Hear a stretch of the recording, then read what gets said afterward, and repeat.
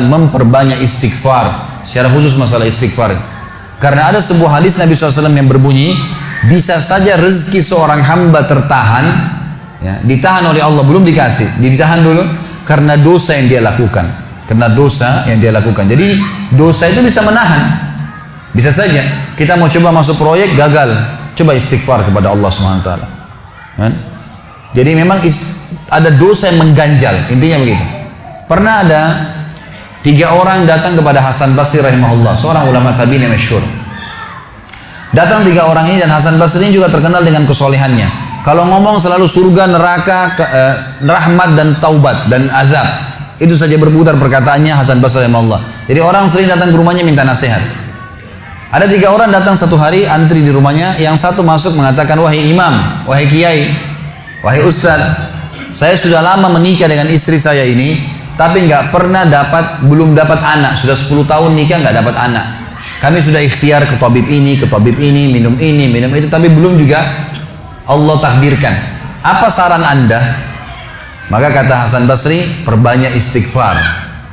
Perbanyak ya, bukan kerjakan istighfar, perbanyak. Terus lisanmu astagfirullah wa atubu ilaih, astagfirullah terus diucapin, jangan berhenti. Gitu kan. Maka kemudian keluar orang tersebut. Masuk orang kedua mengatakan, wahai imam, saya sudah lama kena penyakit di perut saya, sakit terus. Kalau sakit saya sampai nggak bisa tahan, rasanya pengen mati saja kena sakitnya. Sudah coba berobat ke sana sini nggak sembuh-sembuh. Apa saran anda?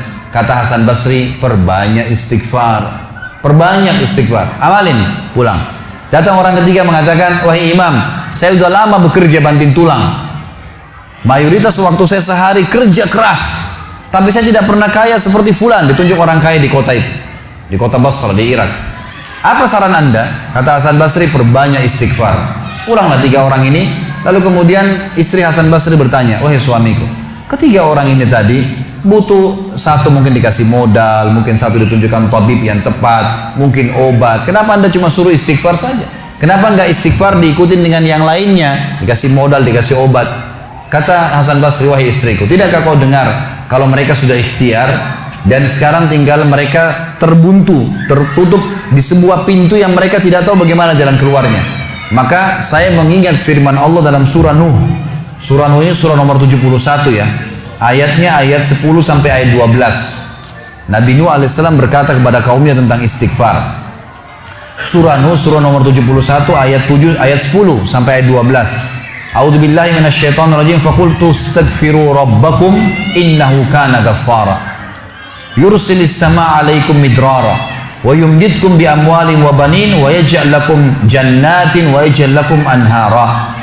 Kata Nabi, kata Allah Subhanahu wa taala, Nuh berkata kepada kaumnya, istighfarlah, minta taubatlah kepada Tuhan kalian, sesungguhnya Dia Maha menerima taubat hamba-hambanya. Manfaatnya Dia akan menurunkan untuk kalian dari langit midrara. Midrar kata para ulama tafsir bisa berarti hujan yang lebat, bisa berarti rezeki yang non-stop, terus dikasih sama Allah bertubi-tubi. Dan dengan istighfar Allah akan memperbanyak harta dan keturunan kalian, dan Allah akan jadikan kebun-kebun kalian lebat, dan Allah akan suburkan juga seluruh sungai-sungai kalian. Jadi di sini manfaat daripada istighfar. Ada kisah yang lain teman-teman sekalian, kisah Imam Ahmad rahimahullah. Imam Ahmad rahimahullah dari 4 mazhab tadi, Abu Hanifah, Malik, Syafi'i dan Ahmad. Ahmad bin Hanbal muridnya Imam Syafi'i. Mazhab yang keempat. Imam Ahmad rahimahullah di akhir hidup beliau ulama besar hadis. Di akhir hidup beliau pernah terlintas di benaknya untuk mendatangi sebuah kota di Irak. Kenapa ke sana nggak tahu. Pokoknya pengen ke sana gitu. Imam Ahmad pergi ke sana. Tiba di kota itu, tapi saya tidak temukan dalam riwayat ini kota apa yang dimaksud. Tiba di kota itu, Imam Ahmad tiba azan maghrib. Lihat masjid, ada satu masjid, masuk masjid itu sholat berjamaah. Orang nggak tahu dia, karena zaman dulu orang tidak ada foto, tidak tahu lihat bagaimana wajah siapa orang ini, nggak kenal. Habis sholat maghrib, Imam Ahmad duduk sedikit baca Al-Quran. Azan isya dia ikut sholat. Selesai isya, Imam Ahmad pergi ke pojok masjid, mau geletak tidur.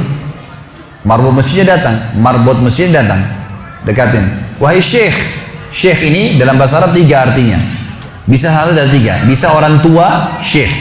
Bisa orang alim, bisa orang kaya. Jadi tidak selamanya kalau antum dipanggil di Saudi syekh dianggap orang alim gitu. Bisa saja orang tua gitu kan. Dipanggil, hai syekh, orang tua maksudnya. Ngapain anda di sini? Kata Imam Ahmad, saya musafir, nggak kenal orang siapapun di kota ini. Besok pagi saya mau pergi, nggak ada tempat nginap, saya mau nginap di sini. Karena zaman dulu nggak ada penginapan-penginapan kayak kita sekarang, banyak hotel segala gitu. Kata marbotnya nggak bisa, masjid nggak boleh tidur. Kata Imam Ahmad, saya didorong-dorong keluar dari masjid. Orang ini nggak tahu kalau ini Imam Ahmad, kalau tahu mungkin diundang ke rumahnya. Tapi ini marbot, masya Allah, istiqamah nih gitu. Keluar dari masjid, ditutup pintu masjid sama dia. Imam Ahmad lihat orang yang sudah pergi, Imam Ahmad lihat ada teras masjid, tidur di teras masjid. Balik lagi marbotnya. Wahai syekh, ngapain sini? Musafir, mau tidur, nggak ada tempat nginap. Nggak bisa syekh. Teras pun nggak boleh, peraturan. Ini saya bilang tadi istiqamah luar biasa nih. Imam Ahmad bilang, saya didorong-dorong ke jalanan. Dorong ke jalanan. Waktu saya lagi didorong ke jalanan, ternyata masjid bersebelahan dengan kios penjual roti. Ada satu orang penjual roti di sebelah masjid. Lalu dia mengatakan, syekh, dipanggil Imam Ahmad, silakan ke tempat saya. Imam Ahmad pun datang. Dia bilang, saya punya rumah tidak jauh dari sini, ini kios saya, ada ruangan tempat tidur saya. Silakan anda pakai nginap, besok anda mau pulang silakan. Kata Imam Ahmad menceritakan tentang keadaan dia dengan penjual roti ini. Dia bilang, ada satu perilaku penjual roti ini yang unik. Imam Ahmad tertarik dengan itu. Dia bilang, setiap kali orang ini pecahin telur, ngambil terigu, ngambil garam, itu sambil astagfirullah wa atubu ilaih, astagfirullah wa atubu ilaih. Terus lisannya nggak pernah berhenti nih, astagfirullah wa atubu ilaih, kecuali Imam Ahmad bilang, saya ajak ngomong atau dia bertanya pada saya. Kalau berhenti, istighfar lagi. Selalu begitu. Kata Imam Ahmad, saya bertanya, sudah berapa lama kau amalkan nih? Orang itu bilang, sudah lama, dari saya masih bujang. Kebetulan orang ini sudah tua seumur sama Imam Ahmad, sudah mendekati 60 tahun lebih gitu. Baik, dia bilang, sudah lama, dari saya masih bujang. Kata Imam Ahmad, ma thamaratu istighfarik, apa manfaatnya istighfarmu? Apa yang kau dapatkan dengan istighfar yang sebanyak ini? Kata dia, tidak ada apapun yang saya minta kepada Allah kecuali diijabah. Apa saja saya minta Allah kasih, tinggal satu yang belum Allah kasih. Kata Imam Ahmad, apa itu? Dia bilang, saya minta dipertemukan sama Imam Ahmad. Lah ya, kisah nyata. Imam Ahmad mengatakan, Allahu Akbar, istighfarmu lah yang membuat saya datang ke kota ini, tidak tahu kenapa. Istighfarmu yang membuat marbot masjid mendorong-dorong saya keluar masjid. Istighfarmu yang mendatangkan saya ke tempat ini, tempat praktekmu, ke rumahmu. Karena saya adalah Ahmad bin Hanbal.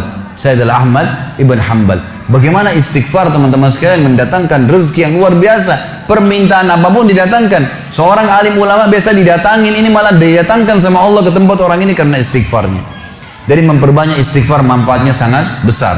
Hadis Bukhari kata Nabi SAW, siapa yang mulazamah selalu istighfar, Allah akan jadikan jalan keluar dari masalahnya dan Allah akan berikan rezeki dari tempat tidak disangka-sangka.